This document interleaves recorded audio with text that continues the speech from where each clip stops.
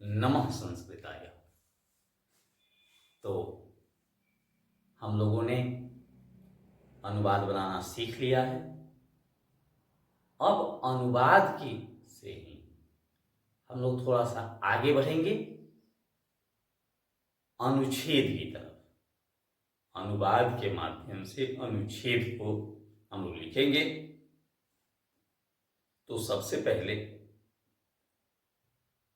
सभी भाषाओं में कहा जाता है परिचय के लिए आप अपना इंट्रोडक्शन दीजिए। तो मैं उसी को बड़ी सुगम तरीके से यहाँ बता रहा हूँ कि आप भी जब कभी आवश्यकता पड़े और परिचय देने की बात आए तो आप निसंकोच होकर के संस्कृत में अपना परिचय दे सके।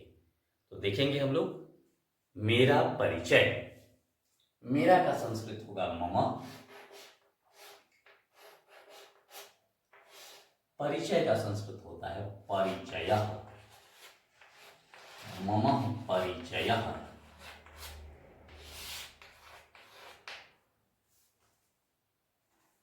सबसे पहले हम यही कहते हैं कि मेरा नाम राम, मोहन, गणेश, धनेश इत्यादि है। तो सबसे पहले हम लोग लिखेंगे मेरा नाम। मेरा का संस्कृत होगा मम। नाम का होगा नामः। नामः। अब किसी का नाम राम है, मोहन है, कृष्ण है तो नाम में परिवर्तन नहीं किया जाता है।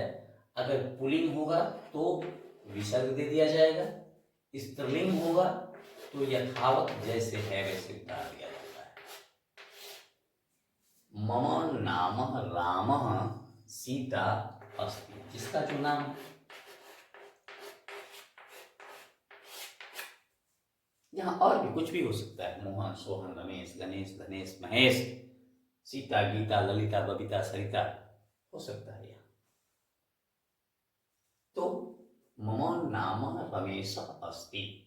मेरा नाम रमेश है। और आएगा मेरे पिताजी का नाम।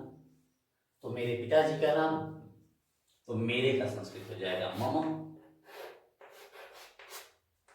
पिताजी को संस्कृत में अगर रूप हम पढ़ते हैं तो पिता का भी रूप चलता है। तो पिता का रूप चलता है, अभी चूंकि आप लोग को याद नहीं है तो अन्यथा पितु होता। तो मैं आपको बालक पर ही बता रहा हूं। सभी अभी जितने भी अनुवाद बता रहे हैं मैं बालक पर बता रहा हूं। तो जनक माने भी पिता होता है। तो जनक षष्ठी एकवचन में जनकस्य हो जाएगा। मम जनकस्य, मेरे पिताजी का। जनकस्य नामः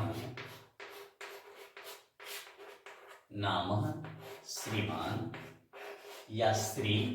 श्री भी लिखेंगे तो भी चलेगा और श्रीमान भी लिखेंगे तो भी चलेगा। जो भी पिताजी का नाम है यहां रखेंगे अस्ति।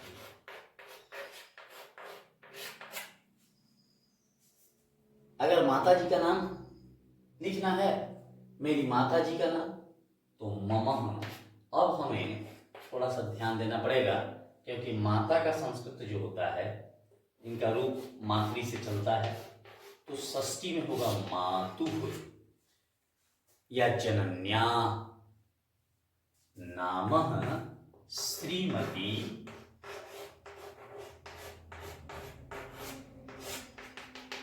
अस्ति।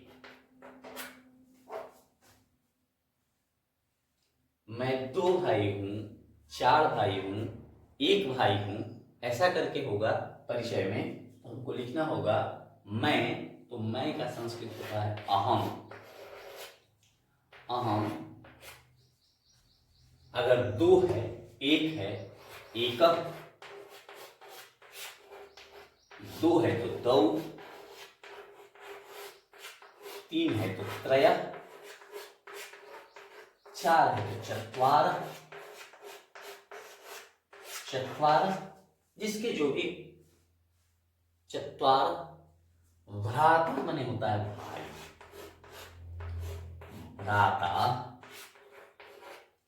अस्मि। अहम उत्तम पुरुष एक वचन है इसलिए होगा अस्मि। अहम एकः, दौ, त्रयः, चत्वारः कुछ भी एक होगा। भ्राता अस्मि। मेरी एक बहन है, ये होगा मेरी एक बहन है, तो मेरी का संस्कृत हो जाएगा मम। मम माने मेरी, एका एका भगिन्या अस्ति। भगिन्या या भागिनी भी लिख देंगे तो भी हो जाएगा। अस्तु।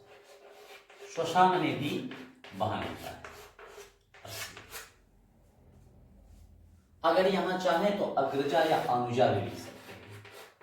अग्रजा माने बड़ी बहन और अनुजा माने छोटी बहन। अगर हम चाहें कि मेरी एक बड़ी बहन है तो लिख देंगे मम एकः अग्रजा अस्ति। मम एकः अनुजा अस्ति हो सकता है। तो इस प्रकार से हम लोग इसको बनाते हैं और ऐसे ही हम लोग आगे बढ़ते हैं। तो फिर भगिनी हो गया, भाई हो गया। तो मैं गांव में रहता हूं। अहम जिस गांव में है उस गांव का नाम लिखेंगे। अगर मान लीजिए नारायणपुर है, विष्णुपुर है, रघुपुर है, तो अहम रघुपुरे, विष्णुपुरे, नारायणपुरे रहता हूं, निवसामि। फिर आगे बढ़ेंगे। गांव में हो गया। अब मैं पढ़ता हूं किसी वर्ग में, तो जैसे अहम नवम वर्गे पठामि, अहम दशम वर्गे पठामि, अहम अष्टम वर्गे पठामि, एकादश वर्गे पठामि। 11वीं में है तो एकादश होगा। फिर पढ़ने के बाद मेरे विद्यालय का नाम हो सकता है मम विद्यालयस्य नामः, और नाम लिख देंगे जो भी है, जिसका भी उच्च विद्यालय और जगह का नाम लिखेंगे हो जाएगा मेरे विद्यालय का नाम। मेरे मित्र का नाम का है मम मित्रस्य नामः रमेशः अस्ति, धनेशः अस्ति। पिताजी के बाद अगर हम चाहें कि अपने चाचा का नाम बताना, अपने बाबा जी का नाम बताना, तो कहीं वही जो है जनकस्य के जगह पितृव्यस्य नामः, पितामहस्य नामः, अग्रजस्य नामः, अनुजस्य नामः। अपना कोई प्रिय शिक्षक है तो प्रिय शिक्षकस्य नामः, श्रीमान जो भी है नाम उनका लिख देंगे। एक अगर संस्कृत के वाक्यों को अनुवाद बनाना हम सीख जाते हैं तो उसी से हजारों अनुवाद बन जाते हैं। इसलिए संस्कृत कठिन विषय नहीं है, संस्कृत एक समझने का विषय है। संस्कृत को अगर आप समझ जाते हैं तो संस्कृत से सुगम कोई ना विषय है ना कोई भाषा है। इसलिए हम लोग अभी यह सीखे मम परिचय, मेरा परिचय कैसे देना है संस्कृत में, इसको आप लोग अभ्यास करेंगे। और अभ्यास करने के बाद अगर कहीं असुविधा होती है तो आप कमेंट में देते हैं तो मैं उसका सुगमतापूर्वक और प्रयास करूंगा समझाने का। इसी के साथ नमो नमः, धन्यवाद।